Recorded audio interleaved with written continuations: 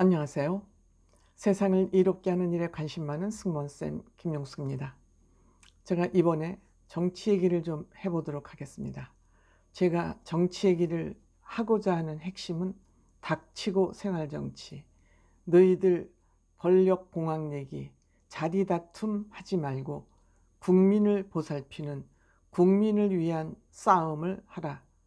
그런 싸움이면 국민들은 얼마든지 봐줄 수 있다 라는 주제로 말씀을 드리기 위해서 제가 이번 대선을 바라보면서 닥치고 생활정치하라 이런 주제로 말씀을 드리고자 하는 것입니다.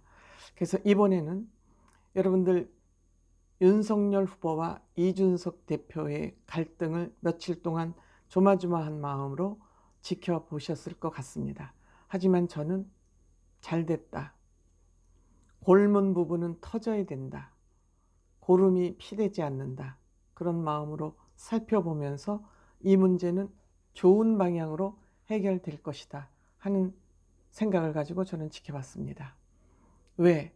이준석 대표와 윤석열 후보는 건강한 상식을 가진 두 사람이기 때문에 이거는 좋은 결과로 해결될 수밖에 없다. 두 사람이 상식적인 사람이기 때문에, 가치를 중요하게 생각하는 두 사람이기 때문에 이 문제는 잘 해결될 수밖에 없다. 그런 생각을 가지고 저는 지켜보고 있었습니다. 잘 됐다. 이준석 씨의 문제 제기 잘 됐다. 저는 그런 생각을 하고 지켜봤습니다. 물론 제가 이 방송을 먼저 했더라면 제가 저 여자 뭐라고 짓거리는 소리가 그런대로 일리가 있네 하겠지만, 끝나고 나서 이런 방송을 하는 거 설득력이 떨어지리라고 생각이 됩니다만, 제가 왜 이 문제가 잘 해결될 것이라고 생각을 했는지에 대해서 말씀드려 보겠습니다. 시청하시기 전에 구독, 좋아요, 알림 버튼 설정해 주시면 감사하겠습니다. 고맙습니다.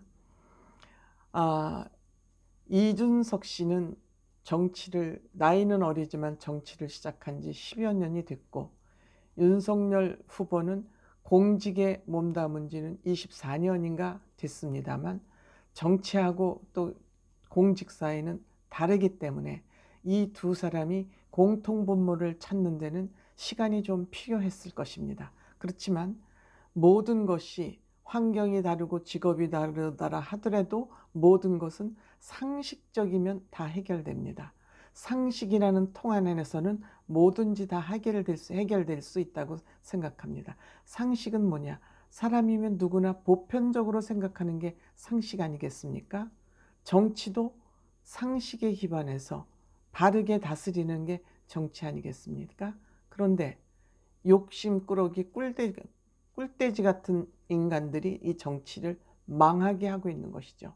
그 망하게 하는 요인 중에 저는 밀실정치, 측근정치, 비서정치 이런 말로 표현되는, 즉 말하자면은 권력자를 중간에 두고 돌돌 뭉쳐갖고 권력자 파리를 하는 것으로부터 이 사회에 비리는 발생하는 것입니다. 그 비리가 나라를 좀먹는 것이죠. 그래서 그 비리로 인해서 배달 사고를 저지릅니다. 돈 배달 사고, 말 배달 사고. 왜 이런 배달 사고를 저지르냐? 본인에게 유리한 환경을 만들기 위해서죠. 유리한 거는 뭐냐면 권력 차지하고 돈 차지하기 위해서 이러한 배달 사고를 저지르고 있는 것이죠. 그것들을 누가 하냐? 그것이 왜 생기냐? 비서정치.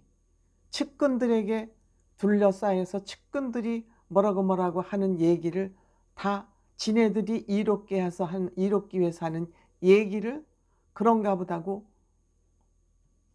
청와대에 들어가면 청와대 감옥에 갇히는 것이죠. 왜냐하면 바깥 세상하고 차단이 되니까.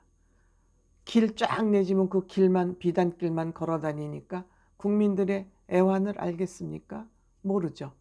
이 측근들은 대중들하고의 차단을 해서 자기네들 말만 막 듣게 훈련을 시키는 겁니다. 이준석 대표는 바로 이러한 문제점을 지적하고 알고 이 문제를 사전에 차단하고자 한 것이라고 저는 생각합니다. 정권을 잡아도 이 비서정치, 측근정치, 밀실정치를 하면 이 정권 또 넘어갑니다. 정권을 잡으면 뭐하냐. 이렇게 부패가 또 머리를 들고 싹트기 시작하면 똑같다. 정권 또 뺏긴다. 이준석은 나이는 어리지만 이것을 먼저 염려한 것 같습니다. 그렇기 때문에 이준석이 지금 대표지만 허수아비 대표인 상황에서 본인이 할 수 있는 일은 국민을 향해서 직접 소통하는 방법밖에는 없다. 즉 대표 스트라이크를 하는 방법밖에는 딴 것이 없다. 이미 윤석열 후보는 윤핵관에 둘러싸여 있다. 그것을 대중을 향해서 솔직하게 드러낸 것입니다. 밀실 정치로 이루어지고 있는 것을 이준석 대표는 밖으로 드러낸 것입니다. 그런데 언론들은 이 문제를 보면서 갈등, 국민의힘을 말아먹으려고 그런다. 이렇게 비판을 하고 있었던 거죠. 만약 윤석열 후보도 측근 정치에 그 윤핵관이 둘러싸여서 그들 말만 들었다면 이준석 대표를 만나지 않지요. 하지만 윤석열 후보 강단이 있고 건강한 상식을 가지고 있고 가치관이 확고한 사람입니다. 말할 때 뭐 윤석열 후보가 말 실수를 했다, 어디 가서 뭘 했다, 시장 가서 오뎅을 먹었다, 이런 것이 중요한 게 아니라 윤석열 후보는 어떠한 생각을 가지고 정치를 어떻게 해야 되고 왜 정치를 해야 되는지에 대한 가치관이 분명히 서 있는 사람이기 때문에 윤석열 후보와 이준석 후보 두 사람이 만났을 때는 우리는 아무 문제가 없다. 이준석 대표는 둘이 만나서 우리 윤석열 후보와 나 사이에는 아무 문제가 없다는 얘기를 누누이 밝혔습니다. 그럼에도 불구하고 정치에 입문해서 얼마 안 된 후보자로서는 표가 되는 길이라면 어느 것이라도 해야지 된다.